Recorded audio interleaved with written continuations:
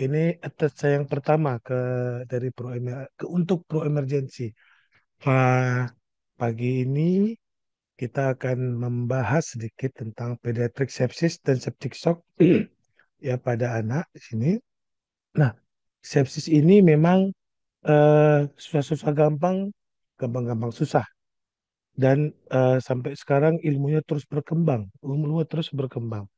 eh, dari awal yang hanya kretiasir ya, kemudian jadinya sekarang jauh lebih jelas dibandingkan yang sebelum-sebelumnya. Nah, kita lihat di sini ya, eh, ini dari penelitian skala besar ya, dikatakan bahwa eh, bentar ya, oke, dikatakan bahwa lumayan banyak yang terkena infeksi pada insiden sepsis di per 100.000 populasi ya, dari 1950 sampai 2017 di sini. Nah, kita lihat di sini berdasarkan penelitian tersebut, kita di negara Asia, kemudian di benua Afrika, kemudian juga di Amerika Latin, di sini memiliki insidensi yang tinggi terhadap sepsis, yaitu di sini di sekitaran 640 sampai 4.300 insidensi per 100.000 penduduk. Ini berdasarkan data dari 1990 sampai 2017, di mana tingkat kematiannya juga tinggi di benua Asia kita, di benua Afrika, dan di Amerika Latin. Nah, ini eh, ini saya sebenarnya banyak, tapi saya mengambil lima penyakit yang sering menimbulkan eh, sepsis pada penelitian ini. Di mana kita lihat insidensinya di sini di mulai awalnya diare. Nah, kemudian di 2017 diare yang paling banyak nomor satu, yang kedua lower respiratory infection seperti tadi dijelaskan oleh Dr. Iren. Kemudian ada maternal disorder, neonatal disorder, dan malaria. Kemudian di sini yang menyebabkan penyakit-penyakit penyerta yang menyebabkan tingginya angka mortalitas ya, kita lihat di sini mulai dari awal adalah permasalahan lower respiratory infeksi, kemudian diare, neonatal disorder, stroke, dan cirrhosis. Nah, kita lihat di sini sepsis dari masa ke masa. Dari mulai tahun 1992 diadakanlah konferensi sepsis sedunia, di mana di sini sepsis itu merupakan SIRS dengan infeksi. Setelah diteliti memang cukup panjang dari 92 ke 2003, itu akhirnya eh, terdapat misleading diagnostik di sini. Jadi hampir semua yang infeksi itu dibilang sepsis jadinya. Jadi bahkan infeksi ringan pun ditata laksana dengan sepsis. Sehingga banyak terjadi resistensi antibiotik di sini. Jadi begitu ada infeksi yang menurut kita agak berat, langsung kita buat sepsis pada terminologi tersebut. Kemudian eh, dari Society Critical Care Medicine di 2001 dilakukan pembenahan, di mana diagnosis kriteria dari sepsis tersebut itu adanya infeksi, dengan kita lihat di sini ada beberapa gejalanya: demam, hipotermi, takikardi, bradikardi juga bisa. Kemudian ada uh, beberapa variabel-variabel inflamasi di sini yang ditunjukkan, kemudian adanya organ dysfunction.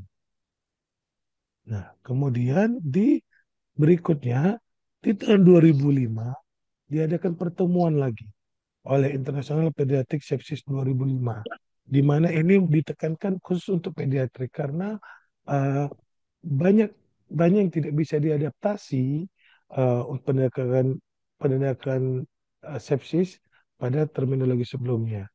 Di mana di sini diadakan eh, dimunculkan terminologi dari SIRS, infeksi, sepsis, sepsis berat, shock septic yang disesuaikan dengan usia dan dimunculkan kriteria gagal organ. Kriteria gagal organ di sini dimulailah adanya bisa dipakai pelot, prism dan lain sebagainya. Nah, kemudian sepsis 3 2015 di sini yang cukup cukup banyak disosialisasikan karena klinisi-klinisi sedunia sudah mulai aware di sini. Di mana dimunculkanlah suatu definisi yaitu adanya disfungsi organ yang mengancam jiwa. Di mana didapatinya suatu disregulasi respon penjamu terhadap infeksi dan disertai dengan skor SOFA di atas satu sama dengan 2 di mana eh, dari IDAI kita, dari Ikatan Dokter Anak Indonesia, menelurkan suatu PNPK sepsis di 2016. Berdasarkan hal ini, diberi, dipaparkanlah suatu alur penegakan diagnosis sepsis, di mana di sini kita lihat pasien curiga infeksi, ada warning sign infeksi organ, jika ada, maka kita ukur skor pelotnya. Kalau skor pilotnya lebih besar atau sama dengan 11 untuk rumah sakit tipe A atau lebih besar dengan sama dengan 7 untuk RS tipe B atau C, maka ini sepsis. Jika tidak, kita lihat dulu perkembangannya. Masih curiga sepsis, maka kita ulang lagi skor pilotnya. Jika iya, maka itu sepsis. Nah, kemudian apa yang membedakan pediatrik dengan dewasa sehingga mulai dari tahun 92, 2001, 2005 dan akhirnya di 2015 kemudian terakhir di 2024 dari pediatrik itu mengkhususkan tentang konsensus sepsis tersebut ya kita lihat perbedaannya pertama dari etiologinya. Etiologinya kita ini sangat tergantung kepada usia. Neonatus berbeda dengan pediatrik, dengan toddler berbeda, di mana eh, etiologi-etiologi atau penyakit yang mendasarnya berbeda-beda. Pneumonia, diare, meningitis, dan eh, infeksi virus yang sangat sering. Sedangkan pada pada dewasa yang paling sering adalah infeksi pernafasan, abdominal, dan saluran kemih. Untuk em, untuk tanda-tanda klinis yang didapati, kalau pediatrik itu takikardi dan demam. Hipotensi ini merupakan suatu tanda yang akhir, ya, tanda yang akhir. Kemudian laktat itu juga marker yang eh, juga tidak terlalu bisa diadaptasikan. Nah, untuk dewasa itu demam, takikardi, leukositosis, hipotensi yang paling sering terjadi. Untuk inisial resusitasi, agresif kita, pemberian agresif resusitasi cairan 60 cc per kilo dan langsung pemberian epinefrin atau norepinefrin sangat mumpuni untuk mengurangi mortalitas atau morbiditas dari pasien. Nah, kalau di dewasa resusitasi cairan 1 sampai 2 liter bolus ya memerlukan presor yang cepat dan dititrasi sesuai dengan pengukuran CVP atau SVV, stroke volume variasi bisa menggunakan modalitas monitoring hemodinamik non-invasif. Outcome-nya jika intervensi dini di sini di 1 jam pertama maka akan mengurangi angka mortalitas. Sedangkan pada dewasa, early intervensinya di 1 sampai 3 jam. Kemudian tingkat mortalitasnya tinggi, 35 sampai 50%. Hmm. Di konsensus pediatric sepsis yang terbaru di 2024, kita eh,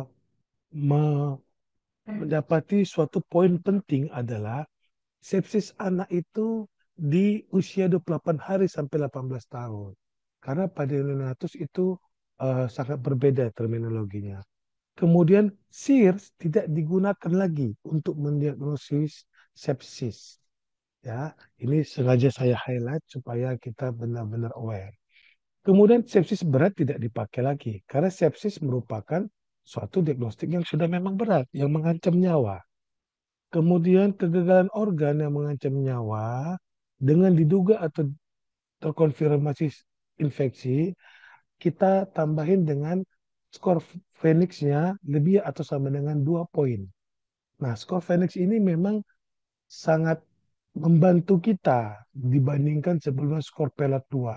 Skor Pelat 2 bahkan di rumah sakit tipe A saja yang mungkin agak lebih di daerah itu lebih tidak mampu laksana kita kita lakukan, apalagi tipe B dan tipe C, sehingga terjadi misleading diagnostik pada sepsis. Kemudian shock septic ini adalah sepsis yang terkonfirmasi dengan adanya gangguan kardiovaskular, di mana di sini skor Phoenix yang khusus di kardiovaskular minimal ada 1 poin dia. Kemudian anak dengan sepsis yang didapati juga kegagalan organ yang berjauhan dari sumber infeksinya menyebabkan mortalitas yang meningkat. Nah, ini kita lihat eh, alur penegakan diagnostik dari konsensus yang 2024. Kita lihat jika pasien di sini curiga infeksi ya, kemudian kita screening sepsis. Jika di sini tersangka sepsis ya, maka kita nilai disfungsi organnya. Dengan apa? Jika kita dapati ada Phoenix sepsis skornya lebih atau sama dengan 2 poin, 2 poin, lebih atau sama dengan 2 poin, maka kita nyatakan pasien dengan sepsis. Di mana jika pasien dengan sepsis kita lihat langsung diberikan antibiotik ya, kemudian kita support organ-organ yang organ-organ yang disfungsi tadi, kemudian kita transfer kepada eh, fasilitas intensive care yang mumpuni. Kemudian quality improvement ya, dan kita lihat epidemiologinya. Nah, kemudian jika tadi yang sudah terkonfirmasi sepsis pasien tersebut, maka jika dari eh, item kardiovaskular pada Phoenix sepsisnya didapati lebih atau sama dengan 1, maka pasien masuk kepada suatu septic shock, ya, sepsis dengan disfungsi kardiovaskular. Jika kita evaluasi kemudian eh, skor Phoenix-nya untuk kardiovaskular hilang atau tidak atau sudah perbaikan, maka kita masuk kepada sepsis. Kita monitoring lagi dengan terapi yang ada. Jika skor Phoenix-nya tidak ada sama dengan 2, maka sepsisnya perbaikan. Seperti itu dia. Nah, ini kriteria Phoenix ya. Ini kriteria Phoenix, kita lihat di sini.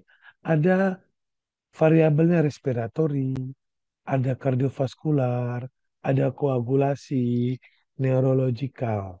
Jadi ada 4 variabel yang uh, dinilai di sini. Nah, kenapa 4? Inilah organ-organ yang paling sering terkena pada sepsis. Kalau di luar ini dok, kalau disfungsi organnya bisa, bisa. Bukan dalam artian di luar 4 ini, kalau ada disfungsi organ maka dia bukan jatuh kepada sepsis. Ada namanya kita bisa mengacu kepada Phoenix 8 score.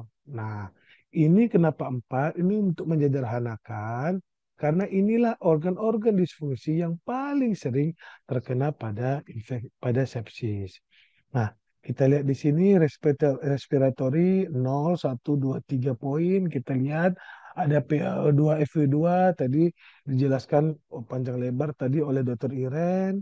Kemudian kardiovaskular kita lihat ada pemberian vasoaktif, ada pemeriksaan laktat. Nah, ini bukan harus diperiksa laktat. Jika ada kita sudah memberikan epinefrin kah atau norepinefrin kah atau vasoaktif yang lain, berarti ini sudah 1 poin dia di sini. Jadi nggak harus lagi kita periksa laktat. Nah, kita lihat di sini MAP. Ternyata MAP-nya itu masih dalam sekitaran di sini. Berarti ini di sini aja sudah 2 dia. Jadi tidak perlu harus langsung diperiksa laktat. Berbeda dengan kita eh, pelot 2 skor. Pelot 2 skor tuh harus semuanya diisi baru muncul angkanya. Nah, kemudian kita lihat dari koagulasi. Kita lihat sini dengan trombosit kurang dari 100.000 itu sudah 1 poin. Jadi ketika kita dapati MAP, ya MAP-nya di bawah, berarti udah 1 poin. Kemudian koagulasinya trombosit di bawah 1 poin, sorry di bawah 100.000 itu 1 poin, itu sudah lebih atau sama dengan 2 kriteria Phoenixia yang muncul. Nah kita tambah lagi nih GCS atau tingkat kesadarannya. Ya, tingkat kesadarannya kalau kurang atau sama dengan 10, berarti 1. Ini saja sudah 3. Jadi kita, eh, loh, kalau gitu nggak perlu kita periksa di dimer, dok. Perlu, silakan. Itu untuk eh, mengguiding kita untuk tata laksananya. Tapi untuk melengkapi skor Phoenix itu, jika belum ada, di dimer atau fibrinogen ya kita bisa eh, ada modalitas kita untuk untuk menilai skor Phoenix tersebut. Nah, di sini maaf. Nah, di sini kita lihat Phoenix sepsis kriterianya sepsis itu suspected infection dan Phoenix skornya itu lebih atau sama dengan 2 poin. Kalau septic shock khusus kardiovaskular lebih atau sama dengan 1 poin dari variabel kardiovaskular. Nah, terapi antimikroba dengan subseptik antimikroba secepatnya kalau bisa diberikan dalam kurang dari 1 jam setelah kita setelah kita tegakkan diagnosa. Kalau dengan disfungsi organ tanpa shock, ya, maka antimikroba secepatnya dalam kurang dari 3 jam. Pemberian antimikroba empirik yang spektrum luas ini dianjurkan. Kemudian terapi cairan, jika ada intensivis, silakan boleh 40 sampai 60 cc per kilo. Di mana eh, setiap pemberiannya itu 10 sampai 20 cc per kilo bolus secepatnya. Nah, sebelum dan setelah resusitasi cairan, yang perlu kita perhatikan selain tanda-tanda shock tadi juga adalah tanda-tandanya overload cairan.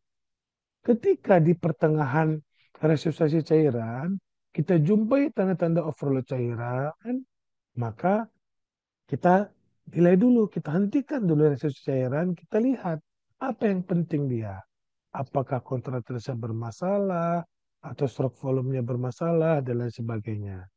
Nah, jika tidak ada intensivis dan tidak ada hipotensi, maka berilah kan cairan rumatan pada pasien dengan sepsis.